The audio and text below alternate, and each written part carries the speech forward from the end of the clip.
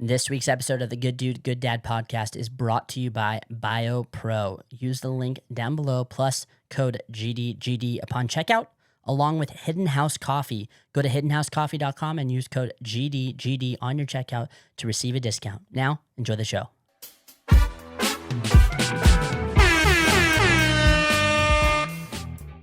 What's up, guys? Welcome back to the Good Dude, Good Dad podcast. I'm Jordan, and I'm here in my garage studio where it all started.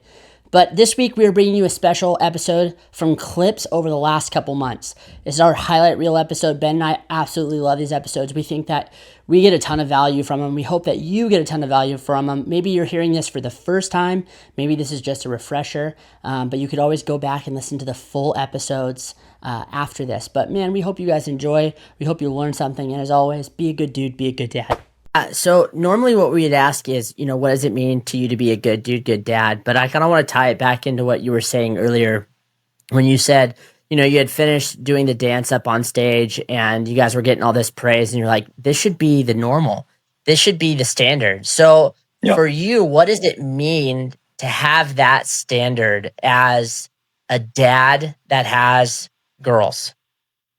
Yeah. To me, the ultimate standard, so I'm a Christian, so my ultimate standard is my Heavenly Father, right? And so when I look at him and I look at how his example of fatherhood and fathership is, he's the ultimate, right? Like he laid down his life, or his son laid down his life for us. So I feel like the standard should be that. It should be this unconditional love. It should be, I'm sacrificially laying down my life for you.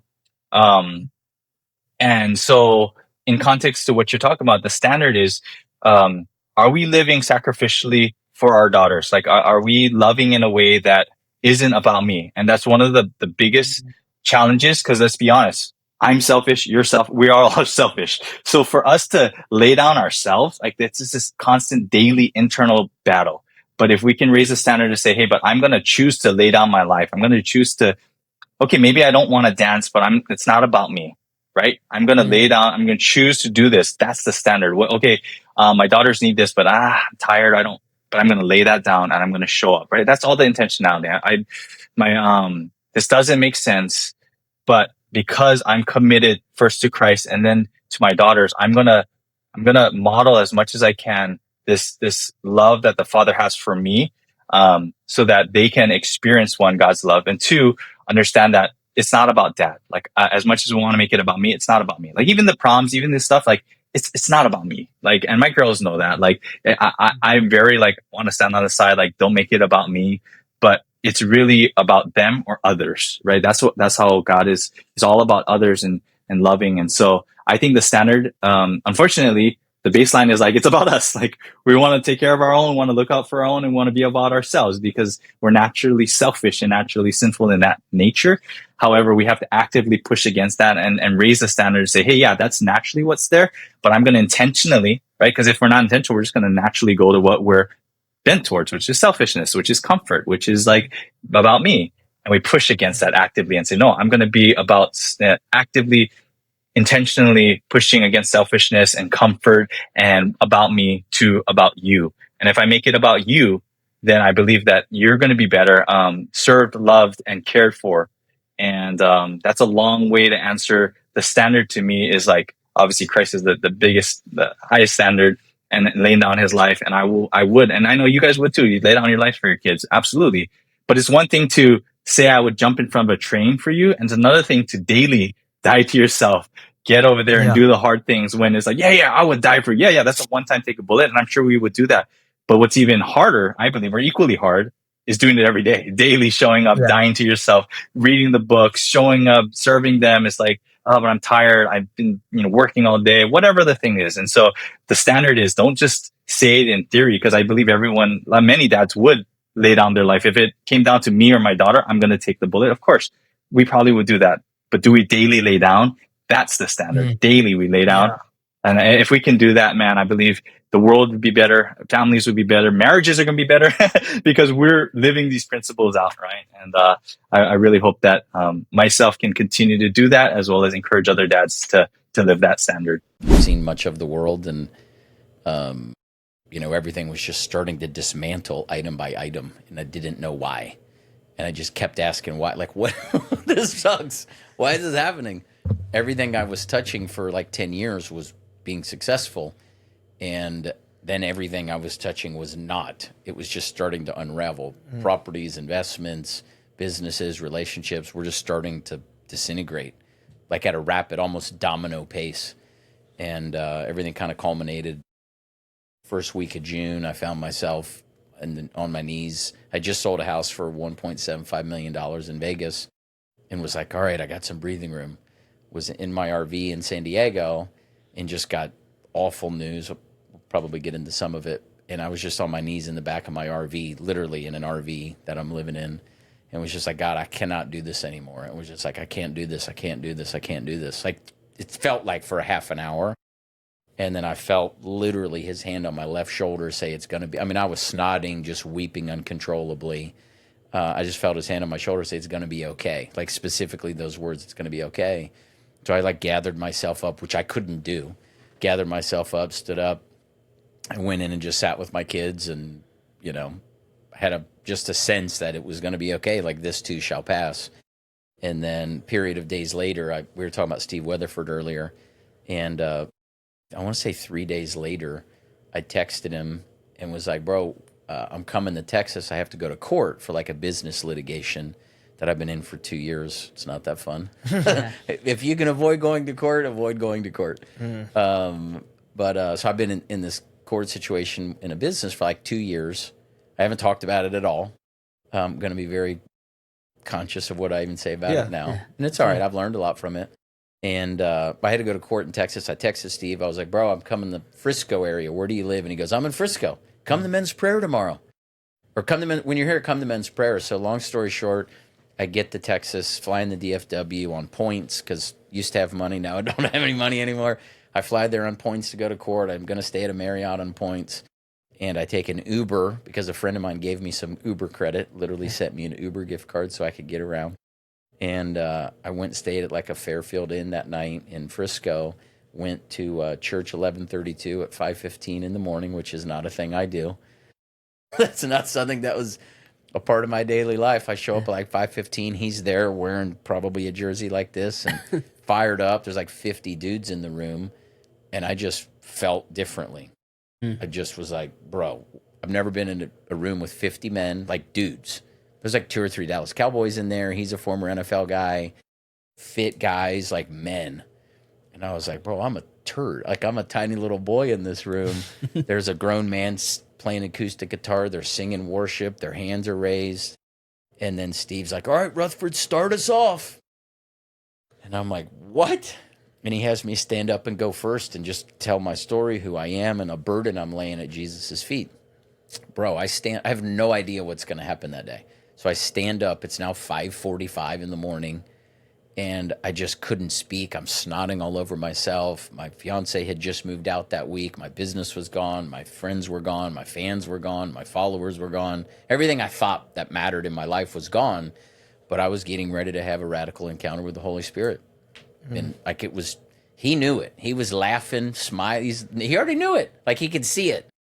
And I just stood up and couldn't speak. I was snotting all over myself. And he's like, that's a way to start us off, Rutherford. Who's next? And like 50 dudes go around the horn.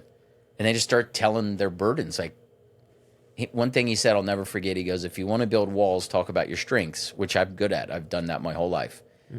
Most men, prop everything up. And they tell everybody about how good they are. That old Muhammad Ali quote, I'm going to show you how great I am. Mm-hmm. And that's what people do. Yeah. And he goes, or if you want to build bridges, talk about your weaknesses. Talk about the things that you're carrying around and that you're struggling with, because it'll open up other men and they'll talk about it too. So that's what happened. 50 dudes went around the horn and talked about stuff they don't like tell people. Yeah. And then we went into like a prayer session of interceding with each other, which I'd never done. And was trying to be tough, was trying to stand up and like be strong. And finally, I just let it go. I just felt like a surrender. And like 20 dudes had their hands on me, speaking tongues, prophesying over me. It was completely insane. And then after I came out of it, I'm like, you got to baptize me, bro. So we like ran to his gym, him and Nate Burkhalter. What's up, Nate? Went to his gym. He baptized me. And then the last like 80 days of that have been just radical in my life. So, Yeah. you know, it made everything I've ever experienced come very crystal clear into focus as to why I've gone through it. It was for a purpose of God's plan that now he's starting to reveal to me slowly. So Yeah. it's been crazy. Next thing you know, I'm meeting Garrett, talking to you guys, and now here we are filming a podcast. Normally, I've never done a podcast. It's the first one I've ever been on. You know, I spent most of my life competing with other people. And when I was in Dallas, I went to this thing called Launchpad Steve Weatherford puts on. You know, it's a men's, you know, sort of activation in the Holy Spirit type experience where you're just dumping all your burdens on the ground and laying them at the cross and going, Jesus, I can't do this anymore, bro. Full surrender amongst other men. Like, it was rad. Anyways, one of the first things he says is, and I can relate to him. He's like, I spent my entire life, every room I walked into, I looked at every guy in there and I was competing with them. And he's like, I was Gucci suit, chest, muscles, money, Rolex first. You know, and he's like, I was there to compete with every guy. And, you know, maybe that's inside of our DNA. I don't know. And he's like, but now I walk in every room and I want to know, who can I complete? And he's like, I went from competing to completing. And it's more of a complementary, collaborative type. Like this guy I used to know used to talk about collaboration all the time, but he never collaborated with anybody. He would compete with everybody. Does that make sense? Yeah. Competed with everybody. Everything was a competition. He would call it collaboration, but what he was really doing was creating competition. It was awful. And, you know, not that competition is not good sometimes, but a lot of times that's what drives so much of what we do is the you know, our desire to compete, which rooted in insecurity because you want to feel that you're better than somebody else, right? Yeah. So, you know, my answer is also a little rambly too. But the things that people want, Jim Carrey said this a long time ago. He's like, I wish everybody could just get rich and famous so you can realize it's not all what it's cracked up to being. You know, in a weird way, in a niche industry, I've had some of that. It's bizarre. It's not what you think that it is. When you think 20, 30, 40 grand a month is going to change your life, it will for about an hour. Yeah. It will. And I mean, some of you are like, I would never buy that if I had that money. Or, man, I wish I could get that. And then you have it, and you're like, why did I do that? Yesterday, true story, in my van, I have a bunch of boxes of, like, moving boxes, U-Haul boxes. And I was going through some of the boxes. One of them is loaded. I think there's 4 or 5 Louis and Gucci duffel bags in there. They're in a U-Haul box in the back of my van, parked at my RV, parked at a place called Champagne Lakes, next to a lake. Like, and I'm just dying laughing going, I sure wanted those when I bought them. Yeah. They sure meant something to me at the time. There's a water. I literally opened the box. Haven't seen the box in 6 months since we sold our house and moved out. And I opened one of the bags and there's like a bottle of water in it and other stuff. And I'm like, I'd like to have that $2,500 back that I paid for that bag. But, you know, in that moment, kind of like that baseball game, when you're in the third inning, you think stuff that matters, it doesn't matter. And you don't have the ability to see the bigger picture. So we get in this comparison game. We get in this, you know, last weekend I was with 150 guys in North Dakota at a launch pad there, you know, sharing. I had a bunch of stuff of what these guys think that they want, income, accolades, whatever it is that people think that they want, until they get a taste of it and realize, gosh, that's pretty fruitless, actually.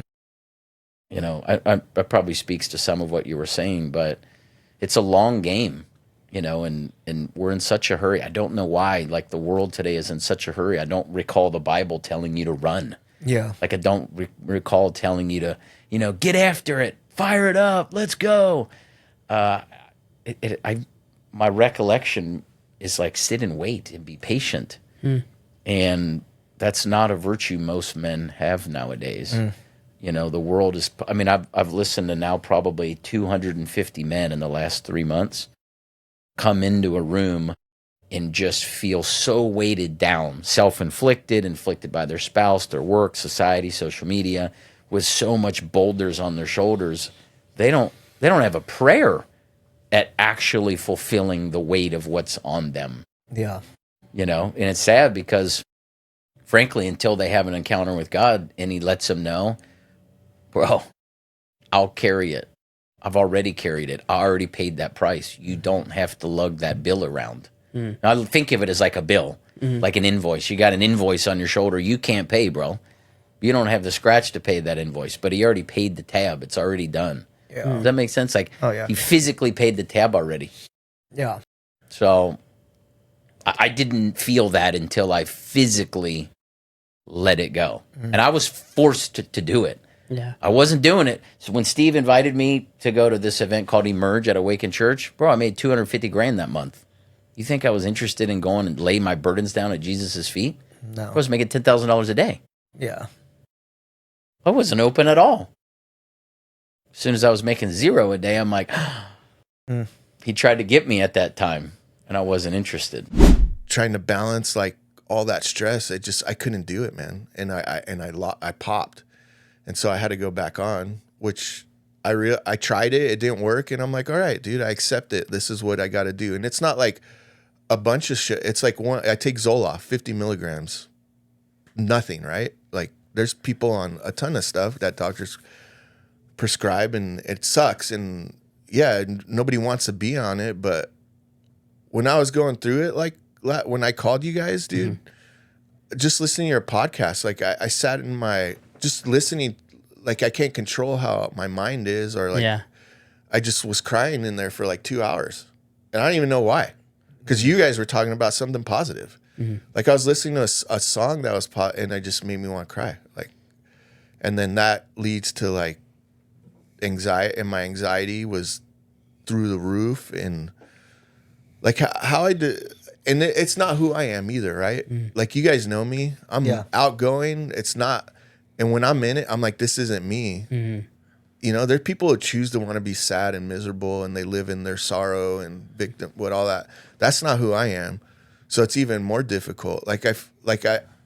People say, well, what is it like? I'm like, picture you being in a sauna, and every 10 minutes, the temperature keeps going and going, and there's no door to get out. That's how it feels. And that's why people like kill them. They can't handle it anymore. And dude, on this one too, like it got bad, like where I had to call Gladys, and I'm like, I can't do it. Like, I don't know. This is too much. My anxiety was so bad, the depression. And I just kept telling myself, I'm like, dude, you just got to hold it. You got to let your body and all those chemicals just balance out again. And it's going to take time, and it's just stages, man. Yeah. You just go through these stages and stages. Like, as much as I don't show it, like when I see you guys that I've seen you, like I hide it well because I've dealt with it my whole life. But I haven't felt like that in like 5 years. So it was kind of new again. Yeah. And I'm just, it was horrible. I wish it on no one. I'd rather take like broken bones and all that over than that mental feeling of losing control and not knowing anything. It sucks, man. I wish it on nobody. Do you feel like this, because you said you used to have those episodes, you know, every once in a while, do you feel like this one was at all different in a sense that you were able to handle it a little bit better, or you kind of, because it sounds like this time you were talking yourself through it. Hey, I know what's going on. This is what's going on. Yeah. It'll regulate. It'll pass. It's just, I got to get through it. Do you feel like you were able to, because of the work that you've done on yourself, clearly, handle it better? And then just doing, like I said, walking, being around people, even though I didn't want, like, it's at the point where you're scared. I was scared to look at my phone. That's how bad it is. Like, you just don't even want to deal with reality, with life going on. But you have to. Like, I'm the breadwinner in my family. Like, I own this business. I can't just walk away, and I have these projects. So it's just even more stress on top of that. So it's just that fight, man. Yeah. That resilience of like, fuck, figure it out, because nobody else is there to do it for you, you know? I hate when people try to pretend like, oh yeah, I get it. I can empathize. Yeah. You know, and I feel that for you, but I can't even sit here and be like, oh yeah, I understand. Like I don't. And but did you ever find yourself just like questioning, almost like oh, what's wrong with me? Like all the time. And so what do you, when you get in that headspace, when you're already in a lower space, like what's some steps that you were using to try to like not fight? Just pure fight. Pure fight. Like I said, hey, we're going to come to church. Yeah. Right. Me and Gladys went. We went to Mesa. Dude, how was like, you didn't know. It was like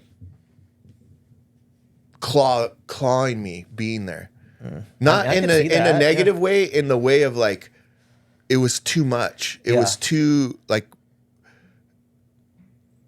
my anxiety was so bad, like so bad. And I was just like, don't let it get, fight. And me and, River, we wanted her to go to the thing. And me and Gladys went and sat. And Devin was in front of us and your wife. And you were behind. It was weird because everyone was separated. Yeah. Yeah. And we all sitting there. And Gladys wanted, like, we're Catholic. Like, we grew up Catholic. And she's like, hey, I want to go to church. I'm like, you know what? I kind of need that right now. I need something. And she's like, well, let's go. And I'm like, well, I don't want to go to Catholic church because it's boring. So like, so I'm like, let's go to Ben's and Devin's. And she's like, okay, well, like, what do they do? And I'm like, like when the priest does the gospel after they do the whole traditional reading out of this. So picture that, like music and the preacher doing the gospel and some more music, and then that's it. She's like, oh, so there's no like kneeling and all that. It's all the fun parts. She's like, oh, okay, well, let's go. Right. And so we go and music's great. Like, and then preacher comes and starts talking. Dude, my wife, she just broke down. She cried from the moment he spoke till the moment he stopped talking.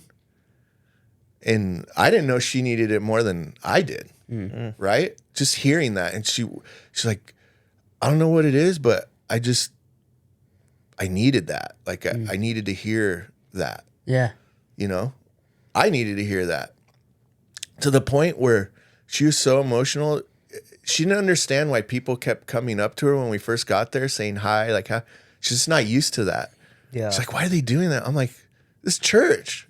Like, it's what they do, It should be. It should be. This is what it should be. She was confused. Like, we don't do that in Catholic, Yeah. Like, it's very traditional. Like, you do. It's like, at one point in Catholic Mass, you turn and say hi. But there were some people who, when they said, oh, greet your neighbor, and we said hi, and the one guy's wife that was behind us wasn't able to turn, and he wanted to introduce his wife. So when we were leaving, he's like, hey, I just wanted to introduce my wife. Gladys just couldn't hold it in. She just broke down again, dude. Yeah. And then we're like an emotional mess. Is that why you guys left so quick? We did, yeah. We went and they like disappeared. We went and got River's upstairs, like doing stuff, like hula hooping, and we're like, oh, and which was good too. Yeah, like, Cash said she had a blast. River did. Yeah. No, we were gonna. I had to work, unfortunately, this past, so we didn't go. Because she's like, hey, are we going?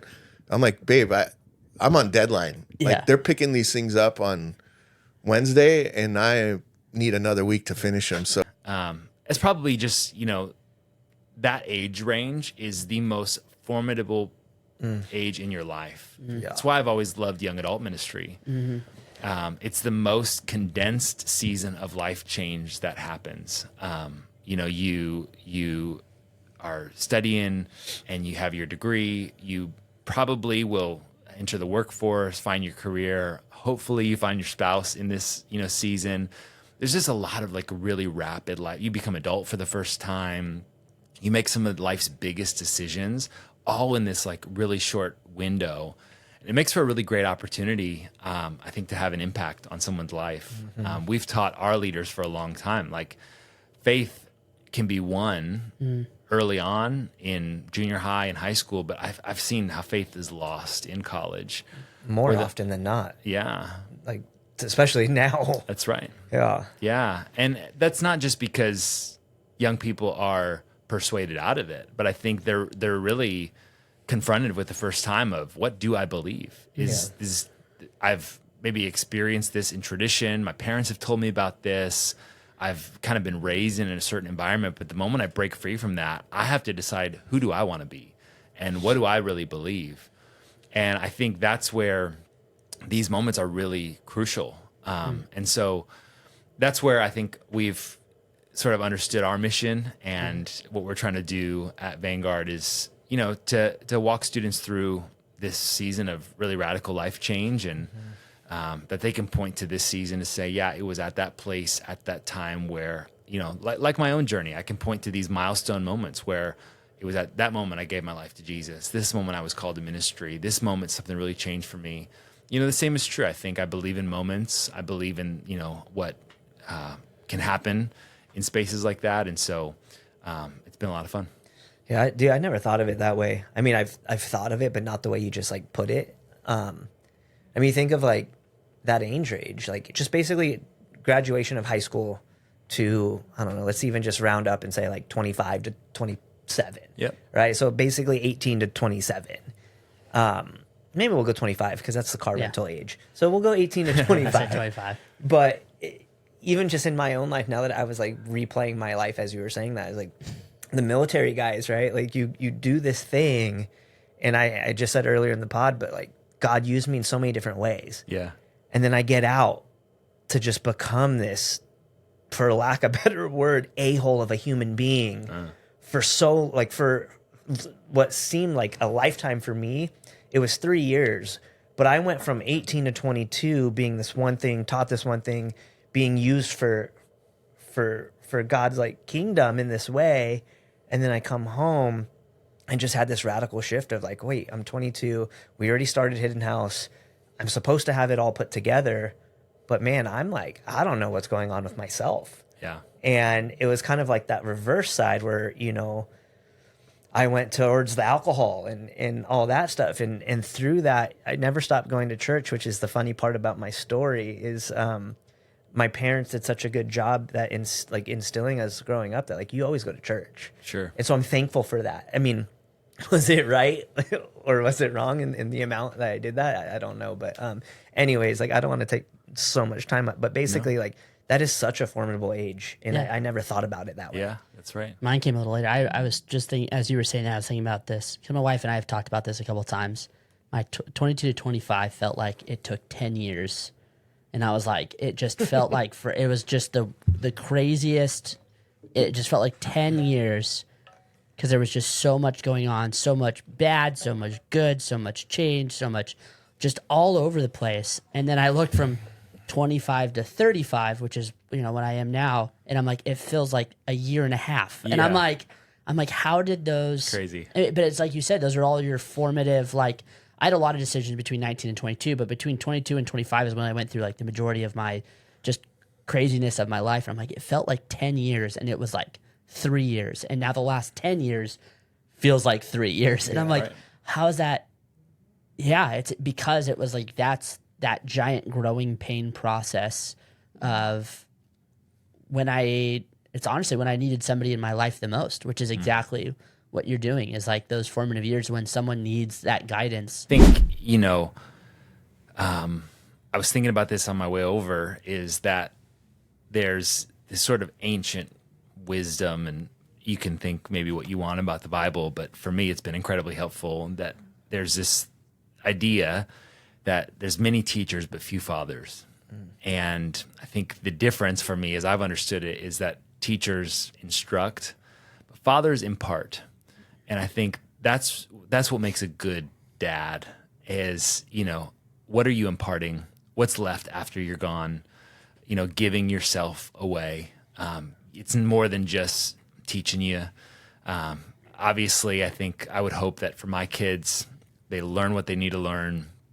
That's why we have school. I also hope that I can be a good teacher and some really valuable things. But more than what they, are taught is actually what's caught, is what they see at home. It's who they're becoming. It's the place that I have in sort of guiding and making, I think this is a Remember the Titans reference, is that sort of the making of men, sort of the forming of who they are as people. And I think that uniquely is the role of a father, that's sort of why we have this role. That's what the family unit is sort of meant to be, is this leadership role of sort of directing and the forming of good people. And I think that starts first by being that yourself. Yeah. I think that's something we talk about a lot in our home is I want to be the example. I don't want my kids to see something different than, or like hear something different from what they see. Yeah. That if I'm saying something that they see that already modeled. If I'm trying to instruct them in something, that they see that already modeled. So we can talk about this with faith, right? Like, I don't want to just tell my kids about faith. I want them to see that lived out in me first. Mm-hmm. So I'm not even really like, instructing my kids in like, hey, this is what the Bible says, and here, this is what it means. I just, we stop, and I wanted to see prayer lived out in our home, and service lived out in our home, and generosity lived out. That it's not even really something that they even have maybe language to yet, but this is just what we do as a family. Yeah. Same thing, like as you love your mom, or we love others, or, these I think key virtues of what we're trying to form in them is that we can be first the example. It's what they catch. And that sense of impartation, I think the gift that is already within them of who they're going to be. My job is to cheer that on and to help direct that into, I think a sense of that coming to life in a healthy way. So, there's a fisherman fishing off the dock, and this businessman comes along and he says, "Hey, have you ever considered getting a boat?" And he's like, "Well, why would I get a boat?" He's like, "Well, if you got a boat, you can go fish in other parts of the water, catch more fish." Like, "Oh, well, why would I need to catch more fish?" He's like, "Oh, well, you bring them into town, sell the fish, make some money." He's like, "Oh, then what?" And then he goes, "Well, then you get more boats and you hire people to go fish for you. So now you're making more money. So, okay, well, what do I do then?" He's like, "Well, then you can," and he keeps going and expanding his business concepts. And he's like, "That sounds great. Like, so in theory, I can be rich." And he's like, "Yeah, and then you can retire." And he's like, "Oh, okay, well, then what do I do?" He's like, "Well, when you retire, you can spend your days fishing off the dock." And he's like, "Okay, well, here we are, full circle. I'm doing that right now." And that's often what I have to tell myself. Like, if someone gave you $1 million or $1 billion, because I don't know, $1 million doesn't go very far these days. But if someone gave you, like, say, $100 million and was like, "You're done. You don't have to do anything. You can retire. What are you going to do?" And literally the things that I would do that would make me happy, I could do them right now. Yeah. And that's the craziest thing. Yeah. So it's like, I look around me, I look at my daughter, I look at my life, and I'm like, I have that right in front of me. You know what I mean? Yeah. Which is just wild to think about. Yeah. It's actually fantastic to think about. I love that. You already have it. Yeah. If you really went down that road and I asked myself, like, what would I do with that money? I would probably go spend time in the mountains fishing. Yeah. With my family there. I would go on hikes. Obviously, there's some certain luxuries that you don't get, right? If you don't have that. But like the things that would actually bring me joy is not like the flying business class. It would be like spending time and having a cuddle with my daughter. I think there's a lot of value in being around people that are where you want to be. Like, and that's how I got better. That's how I learned what I learned. There's a few things about that. So I always say, and I just strictly speaking about tattoo artists, like that's the world I'm in. I always say to people, if you want to get better, go travel and meet other artists. And because they're working and vibrating at a different frequency than you are right now. And the people you're around all the time, there's nothing wrong with them, but what can happen is you can start to match each other's frequency, and then no one's coming in with a different buzz, right? Yeah. It's like you're all just kind of stagnant around the same thing, day in and day out, getting used to the same things. But you go and you meet someone else who's buzzing at a different level, and it causes friction where you're like, I notice a difference in the room, right? Mm-hmm. I notice a difference in the way they approach their clients, the way they approach their design process, the way they even just sit down and put their head down and work. All these different things that you're picking up on, even at a subconscious level, you go away from that better, like without a doubt. And even if you're there, you can't even explain what it is that you picked up on. There's something you picked up on. That's what's happened to me every time I go and I work with artists that I look up to, and the tattoos I'm doing there are always better. And then I leave and I go home, and the tattoos I'm doing after that are always better, no matter what. Yeah. And it's not that I learned something from them. It's not that they taught me something, but there's something that happens where you pick up on. I'm a believer in like the energy in the room, the energy around you. You know, we're all putting out physical, and this is what's cool about science is like it's like a science now. It's not woo woo. There's actual physical things happening in the room, and when you're in a room that has that energy, you're just going to pick up on it. We're receiving things all the time. You know what I mean? So I'm a believer in that. That's the first part of it. The second part of it is that a huge realization for me was that like I'd be around these artists and I'd go into it going like, oh, I can't wait to see what they're doing and what they're using, because there must be something that I don't know. Yeah. And sometimes there is, right? Sometimes it's something small, like, oh, what's that ink? You know, oh, I got to try that. And you might try it and like it. Okay. Most of the time, though, you're going into a room hoping to find something that you don't know, and there's nothing. And you're like, oh, they're just better. Yeah. They have the same tools I have.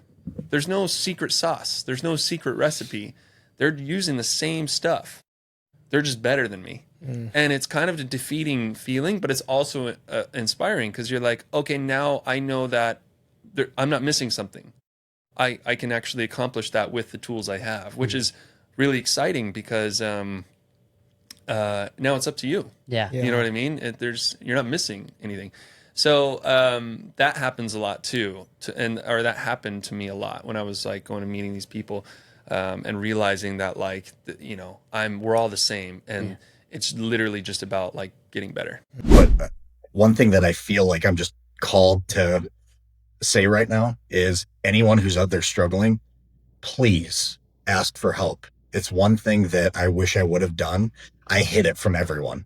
My family had no idea what I was going through. My friends had no idea what I was going through.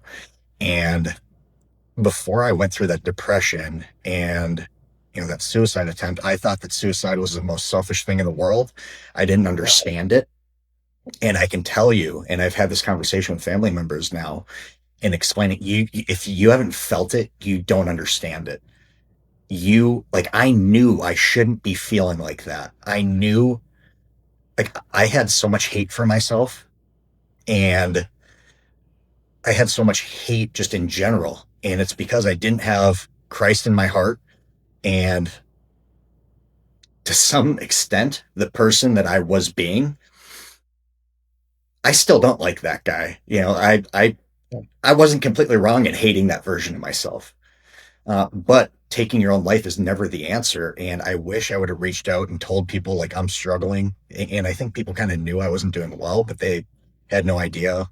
I tried to take my own life, and it all came out actually when I was at my parents' house and we were watching a movie. It was a Bradley Cooper movie, and I can't remember what it's called, but he ends up taking his own life. And as he's going through this progression, like my heart was pumping. It was a couple of weeks after I had my attempt.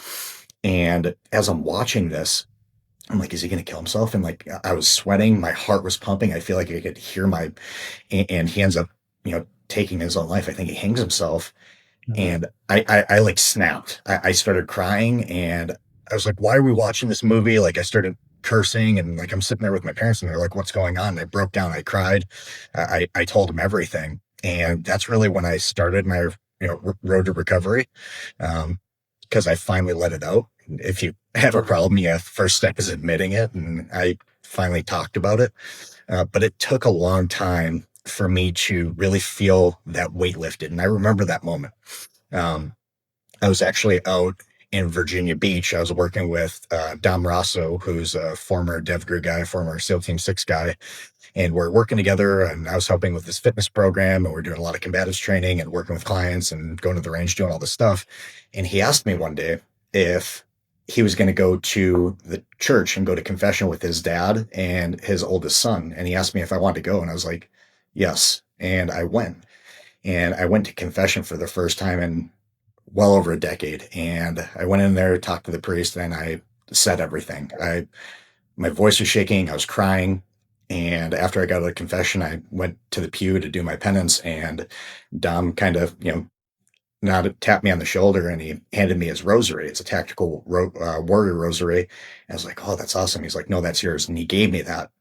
And I did my penance. I prayed, and I still have the rosary. It's one of my most cherished items. And I walked out of that church, and I remember this weight was lifted, and it was like my soul was cleansed. I felt light. I felt years of just darkness and sludge released.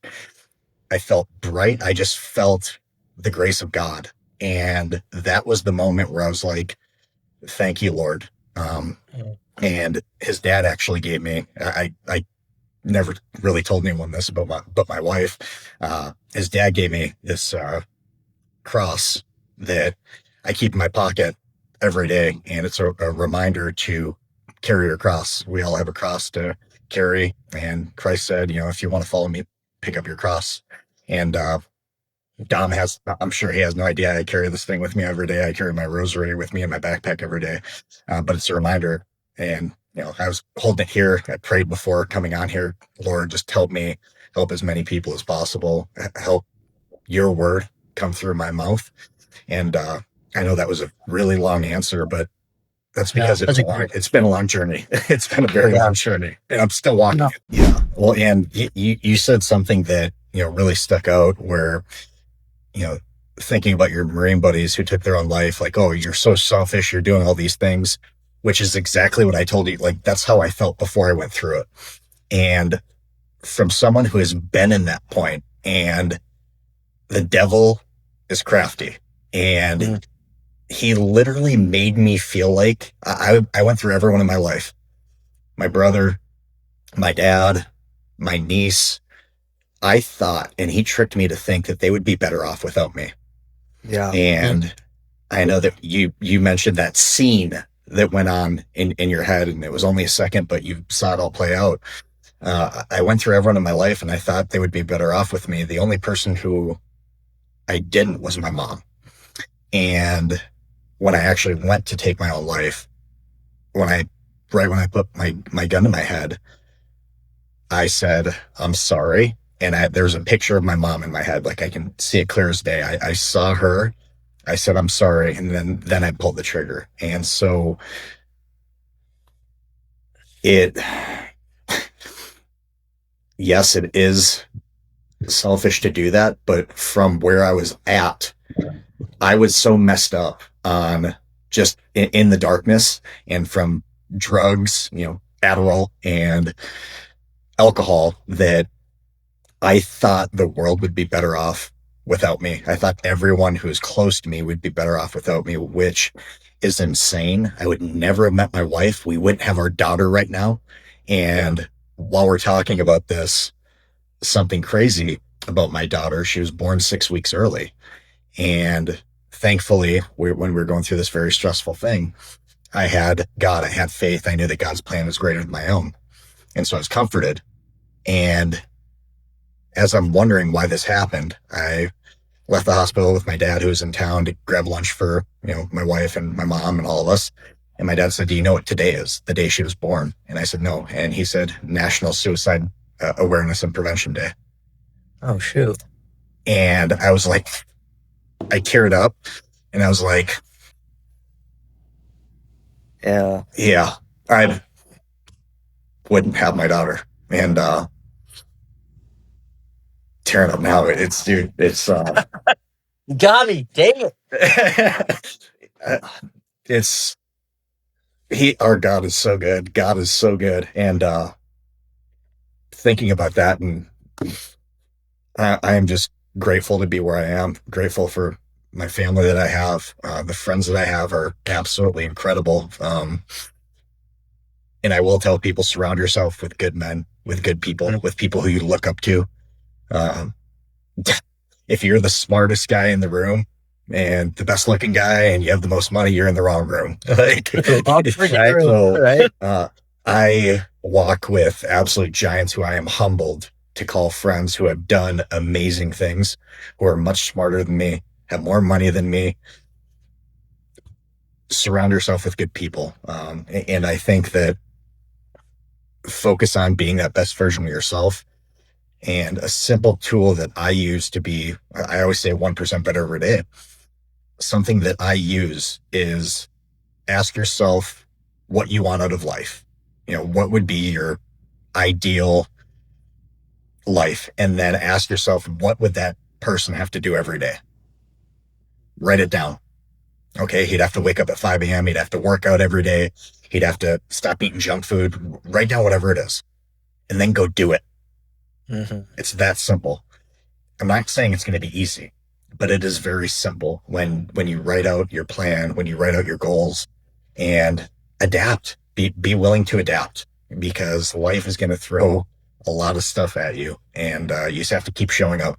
You just have to keep showing up.